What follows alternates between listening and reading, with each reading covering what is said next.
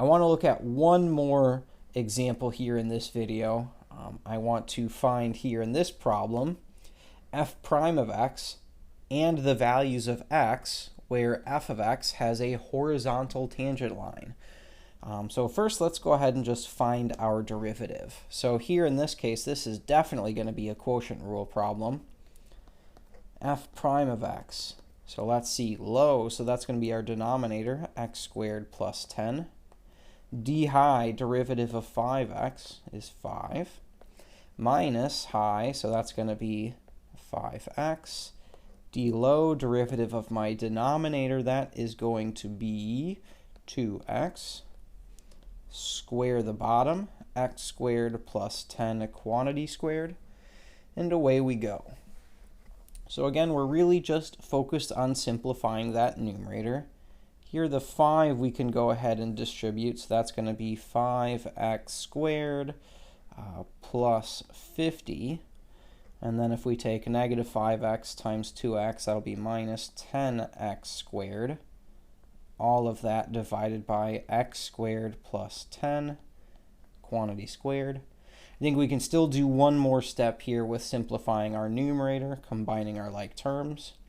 5x squared minus 10x squared should give me negative 5x squared plus 50.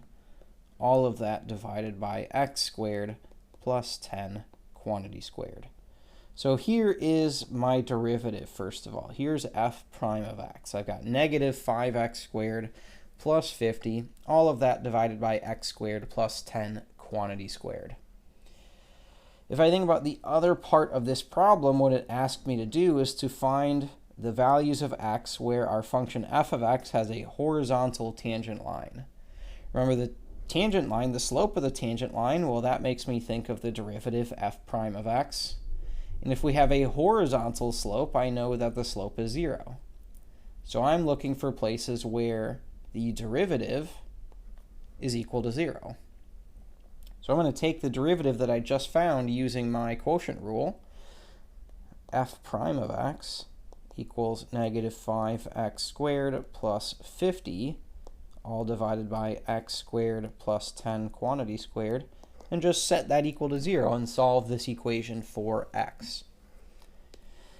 In this problem, I can't really solve for x while it lives in the denominator, so my first step would be to multiply both sides by x squared plus 10 quantity squared, x squared plus 10 quantity squared. Now on the right-hand side of the equation, 0 times anything, well, that's just still going to be 0. On the left-hand side of the equation, x squared plus 10 quantity squared, that's going to cancel the x squared plus 10 quantity squared in the denominator. And I'm just left with negative 5x squared plus 50. Here, this one works out pretty nicely. We should be able to solve this using square roots. So I'm going to add 5x squared, giving me 50 equals 5x squared. If I divide by 5, I end up with x squared equals 10.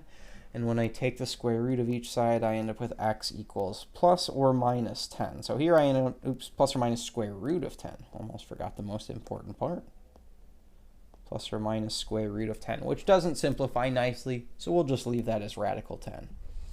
So here are my x values. I've got 2 of them where we have a horizontal tangent line at positive square root of 10 and negative square root of 10.